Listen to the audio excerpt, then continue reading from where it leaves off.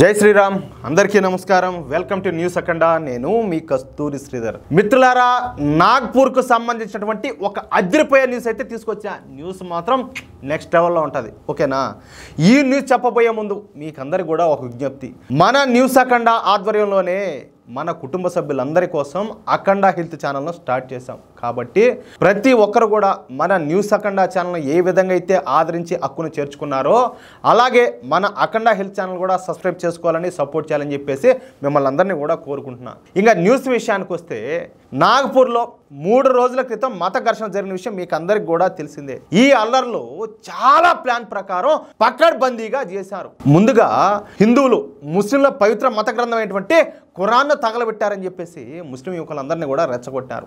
ఆ తర్వాత వాళ్ళను ఒక ప్లాన్ ప్రకారం హిందువుల వాహనాలపైన హిందువుల షాపులపైన దాడులు చేసేలా ప్రోత్సహించారు. కేవలం ఔరంగజేబు అభిమానులే ఈ పని చేశారనేది బహిరంగ రహస్యం. దాంట్లో ఇంకా వేరే మాట అయితే ఏం లేదు. అయితే ఈ విషయం పైన ప్రతిపక్ష పార్టీలు మహారాష్ట్రలో ఉన్నటువంటి ప్రతిపక్ష పార్టీలు మాట్లాడతా నాగ్పూర్లో జరిగింది అనుకోకుండా జరిగిన సంఘటనని ఎవరో సృష్టించినటువంటి రూమర్ వలన ఈ సంఘటన జరిగిందని అమాయక ముస్లిం యువకులు రెచ్చగొట్టబడ్డారని కావున ఈ విషయాన్ని పెద్ద మనసు చేసుకొని వదిలేయాలని చెప్పేసి ఈ ముస్లిం యువకుల మీద కేసులు పెట్టవద్దని అమాయక ముస్లిం యువకుల జీవితాలతో ఆటలాడుకోవద్దని చెప్పేసి ఈ ప్రతిపక్షాలు మహారాష్ట్ర ముఖ్యమంత్రి దేవేంద్ర ఫడ్నవీస్ను రిక్వెస్ట్ చేసినాయి.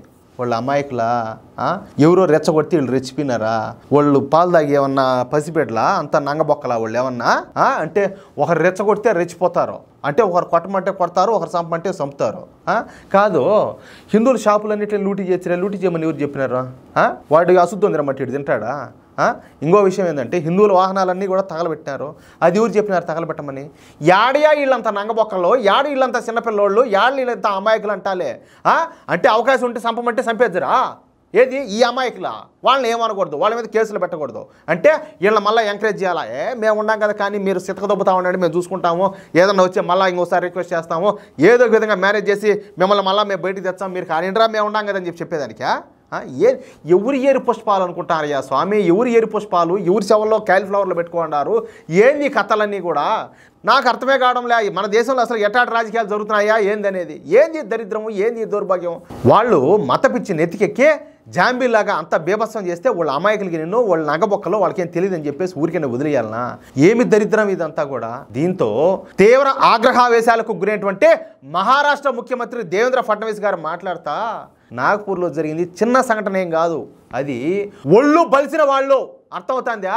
ఒళ్ళు బలిసిన వాళ్ళు చేసినటువంటి పని. ఈ విషయాన్ని తేలిగ్గా తీసుకునే వీలేలే, ఆ ప్రసక్తే లేదు. ఈ విషయం పైన కఠినమైన చర్యలు అయితే తీసుకుంటాం. ఇదేమి చిన్నపిల్లల ఆట కాదు, పక్కా ప్లాన్ ప్రకారమే ఈ అల్లర్లు జరిగినాయి. కేవలం హిందువుల వాహనాలను హిందువుల షాపులనే ఎందుకు టార్గెట్ చేశారు? ముస్లింల దుకాణాలను వదిలేసి కేవలం హిందువుల షాపుల మీదనే ఈ దాడులు జరిగినాయి. అల్లర్లు జరిగే ప్రదేశం నుంచి గంట ముందు ఈ ముస్లిం వాహనాలన్నీ కూడా అక్కడి నుంచి వెళ్ళిపోయినాయి. ముస్లింలు తమ షాపులను మూసేశారు. అంటే ఇది పక్కా ప్లాన్ ప్రకారమే జరిగిందనడానికి ఇది ఒక తిరుగులేనటువంటి సాక్ష్యం. అంటే అల్లర్లు జరుగుతాయని ఒక వర్గానికి ముందుగానే ఏ విధంగా తెలిసింది. సరే వాళ్ళంటే కడుపు కన్నదినలా, వీళ్ళు అన్నవే కదా తింటున్నారు. ఒరే ఈ మారి చేయాలనుకుంటారా, ఈ మారి నేను దాడులు చేయాలనుకుంటారు, ఈ మారి ధ్వంసం చేయాలనుకుంటారు, తగలబెట్టాలనుకుంటారు, నువ్వు కూడా మూసేసుకోరా స్వామి అని చెప్పేసి వీళ్ళు మంచోళ్ళు అయితే చేయొచ్చు కదా. నాకు ఇది కాశ్మీరీ ఫైల్స్ సినిమా ఉంటుంది, దాంట్లో తీవ్రవాదులు మన కాశ్మీరీ పండిట్లో చంపడానికి వచ్చే ఈ పక్కింటోడు ఏం చేస్తాడంటే భీముడంలో దాంకున్నాడని చెప్పేసి భీము ఎటు పోసి చూపించాడు. అర్థమవుతుందా? ఆ విధంగా వీళ్ళు కూడా వాళ్ళకి సపోర్ట్ చేశారు. కాకపోతే ఇదేంది మరి వాళ్ళు మూసుకోమైనారు, వాళ్ళు బండ్లు ఎత్తుకోమైనారు, మిగతా వాళ్ళకి కూడా చెప్పాలి కదా. లేకపోతే వీళ్ళు బాధ్యత కలిగిన వాళ్ళు అయితే పోలీసులకు ఇన్ఫర్మేషన్ ఇవ్వాలి కదా, ఈ విధంగా గొడవలు జరగబోతున్నాయని. అంటే వాళ్ళు కూడా సైలెంట్గా పోయినారంటే అర్థమైంది వీళ్ళు కూడా ఔరంగజేబు వారసులే, వీళ్ళు కూడా దేశ వ్యతిరేక శక్తులే, వీళ్ళు కూడా హిందూ వ్యతిరేకులే కాదని చెప్పి ఎవరైనా మాట్లాడితే ఇంకంతే. దానికి మించి వేరే మాట లేదు. సరే ఇకపోతే ఈ అల్లర్లలో పోలీసుల మీద కూడా విచక్షణారహితంగా దాడులు చేశారు. మొనదేలినటువంటి కర్రలు, పెట్రోల్ బాంబులు, రాళ్లతో పోలీసులపైన కూడా దాడులు చేశారు. అది కూడా డ్యూటీలో ఉన్నటువంటి పోలీసులపైన దాడులు చేయడం అత్యంత అమానవీయం. ఈ దాడుల్లో 30 మంది పోలీసులకు తీవ్ర గాయాలైనాయి. అంతేకాకుండా 3 డీసీపీ స్థాయి అధికారులకు తలలు పగిలిపోయినాయి. అంతేకాకుండా ఒక మహిళా కానిస్టేబుల్తో ఈ జిహాదీ ముఖలో అసభ్యంగా ప్రవర్తించినారు. ఊర కుక్కల్లాగా, చిత్తగాట్టి కుక్కల్లాగా ఆ కానిస్టేబుల్ దుస్తులను చింపేశారు. ఆమెను కిడ్నాప్ చేయడానికి ప్రయత్నం చేశారు కూడా. సమయానికి పోలీసులు అక్కడికి చేరుకోబట్టి సరిపోయింది, కానీ లేదంటే ఈ మహిళా కానిస్టేబుల్ జీవితం ముగిసిపోయిండేది అని చెప్పి మాట్లాడినాడు. ఎవరా ఈ చిన్నపిల్లోళ్ళే, ఈ ప్రతిపక్ష పార్టీలు చెప్తారు చూడు. ఎవరు ఈ కాంగ్రెస్ పార్టీ, ఈ ఉద్ధవ్ ఠాక్రే శివసేన పార్టీ, ఈ శరద్ పవార్ ఎన్సీపీ పార్టీ, వీళ్ళందరూ చెప్తారు కదా చిన్నపిల్లోళ్ళు అని చెప్పేసి. ఆ చిన్నపిల్లోళ్ళే మహిళా కానిస్టేబుల్కి బట్టలు ఎందుకు చింపినారు? ఏం మీ అమ్మలాగా కనపడలా? కాదు, మీ ఇంట్లో ఆడబిడ్డలా కనపడలా ఆ మహిళా కానిస్టేబుల్? ఆవిడ బట్టలు మీరు ఎందుకు చింపినారు? మళ్ళీ మిమ్మల్ని చిన్నపిల్లలు అని చెప్పేసి వాళ్ళు మళ్ళీ మీకు సర్టిఫికేట్ ఇస్తారు. ఏది వాళ్ళ అమాయకులు ఎవరో రెచ్చగొట్టి రెసిపీ ఇవన్నీ చేశారు, పెద్ద మనసు చేసుకొని వదిలేయమని చెప్పేసి. ఎవరికి సిగ్గున్నట్టు ఎవరికి లేనట్టు రా స్వామి, నాకు అర్థం కాలేదు.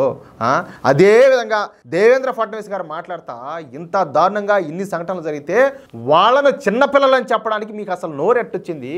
నేను ఇప్పుడు చెప్తున్నా, నిందితులను అత్యంత కఠినంగా శిక్షిస్తాం. వాళ్ళు మా నుంచి ఎట్టి పరిస్థితుల్లో కూడా తప్పించుకోలేరు.